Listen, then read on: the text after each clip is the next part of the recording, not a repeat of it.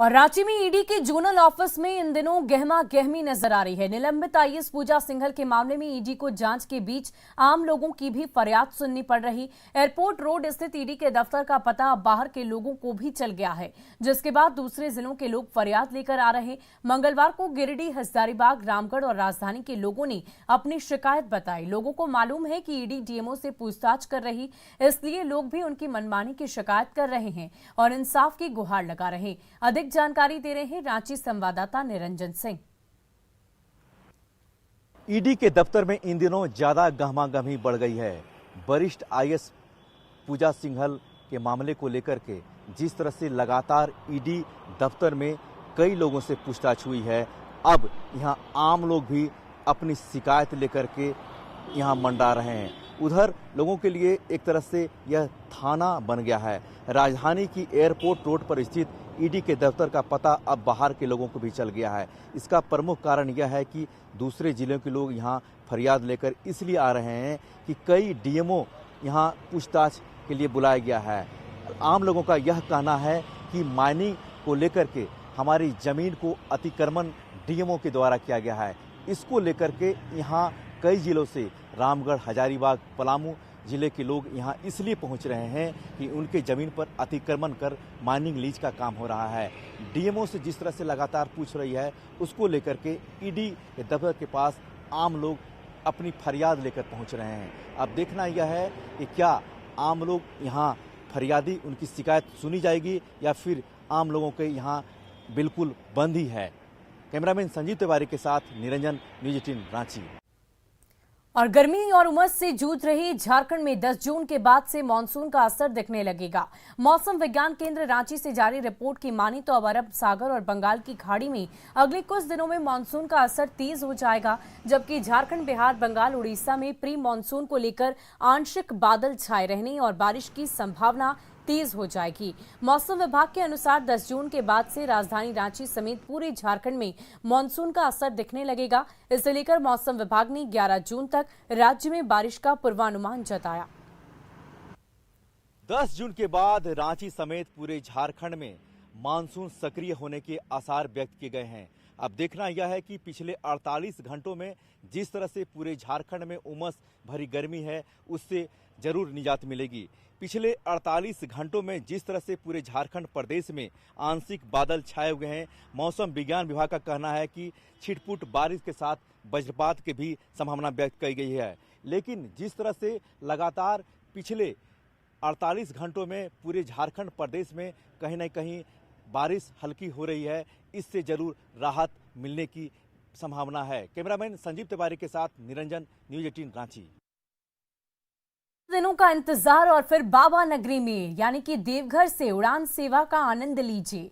Deoghar airport से commercial विमान की उड़ान सेवा शुरू करने के लिए तैयारियां अब आखिरी दौर में हैं। देवघर एयरपोर्ट पर लैंडिंग और टेक ऑफ का सफल मॉक ड्रिल किया गया। उम्मीद है कि श्रावणी मेले से पहले उड़ान सेवा शुरू कर दी जाएगी।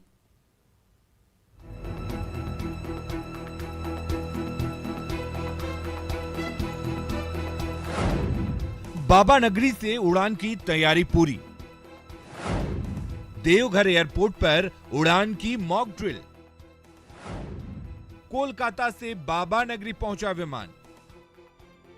बाबा नगरी के लोगों के लिए मंगलवार का दिन बेहद ही खास रहा। पहली बार इंडिगो 320 विमान कोलकाता से उड़ान भरकर देवघर एयरपोर्ट पर पहुंची और ये साफ हो गया कि जल्द ही देवघर एयरपोर्ट से कमर्शियल विमान की उड़ान सेवा शुरू हो जाएगी। देवघर एयरपोर्ट पर इंडिगो के इस विमान की लैंडिंग मॉक ड्रिल के रूप में की गई। लैंडिंग के बाद टेक ऑफ का भी सफल मॉक ड्रिल हुआ। उम्मीद जताई जा रही है कि श्रावणी मेले से पहले देवघर से हवाई सेवा शुरू हो जाएगी। देवघर एयरपोर्ट पूरी तरह से बनकर तैयार है। सभी लोग बेसब्री से इस एयरपोर्ट के शुरू होने का बेसब्री से इंतज़ार कर रहे हैं। वो बताते चले कि लगातार देवघर एयरपोर्ट के लिए मुख्यमंत्री और सेंट्रल की तरफ से ये कयास लगाए जा रहे थे कि जल्द से जल्द शुरू करना है। ये फ़्लाइट जिस तरह से यहाँ पे मॉक ड्रिल किया गया, इससे उम्मीदें और लोगों की बढ़ गई कि श्रावणी मेला से पहले देवघर एयरपोर्ट का शुभारंभ हो जाएगा। 2 बार मॉक ड्रिल की प्रक्रिया को अपनाया जा चुका है, जिससे उम्मीद को और बड़ा पंख लग गया है। अभी ज्येष्ठ माह चल रहा है, जिसके बाद आषाढ़ आएगा, फिर श्रावणी मेले की शुरुआत होगी। यानी कि कुछ दिनों का इंतजार है और फिर आपके देवघर के आसमान में उड़ान भरने का सपना सच होने वाला है। और यहाँ से देश विदेशों के लिए भी फ़्लाइटें मिलने लगेंगी, जिससे यात्रियों को भी काफ़ी सुविधा मिलेगी। इससे लोगों की उम्मीदें डबल हो चुकी है। मनीष दुबे, न्यूज़ 18, देवघर। वहीं रामगढ़ के सीसीएल स्थित लपंगा गांव के लोग पानी की घोर समस्या से जूझ रहे। गांव के लोग कई सालों से डैम के पाइपलाइन पर निर्भर हैं।